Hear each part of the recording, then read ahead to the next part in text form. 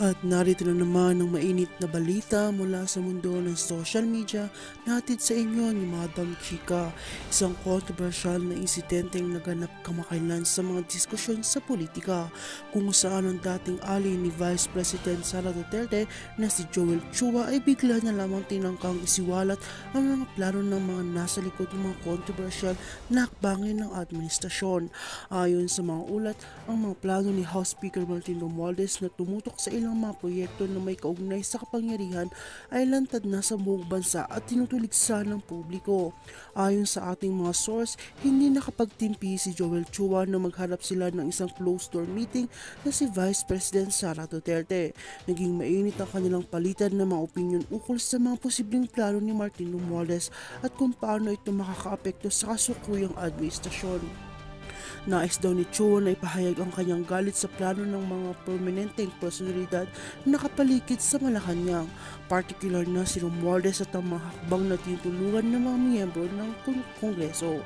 Nakasaad sa mga pahayag na si Joel Chua ay nagbigay ng mga detalye ukol sa mga plano ni Romualdez na ayon sa kanya ay may magkakaroon ng malalim na epekto sa administrasyon ni VP Sara. Ayon sa kanya, si Romualdez ay may hakbang na magbibigay pabor sa mga interes ng mga malalaking negosyo at mga makapangyarihang pamilya, kaya't naging matindi ang kanyang oposisyon.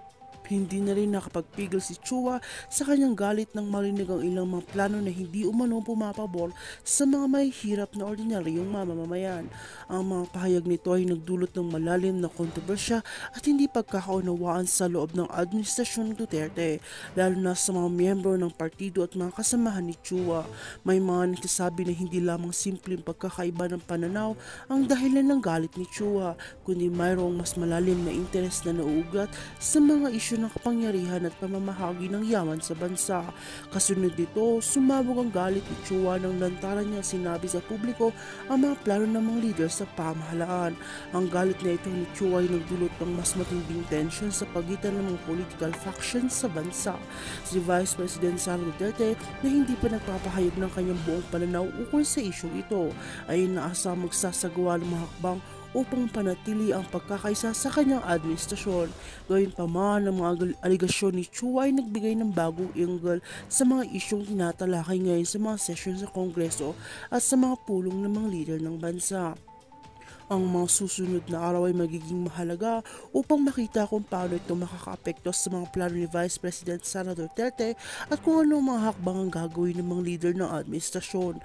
Patuloy na magiging usapin ang isyong ito sa mga susunod na linggo at tinitignan ng mga mamamayan kung paano kakatawan ng mga leader sa gitna ng galit at tensyon na pinapakita ni Joel Chua. Ang mga susunod na pangyayari tiyak na magdudulot ng mas matinding interes mula sa publiko at sa mga analyst. At kung bago ka pa lamang sa aking channel ay huwag kalimutang mag-like, share, and subscribe para update ka sa aming bagong balita.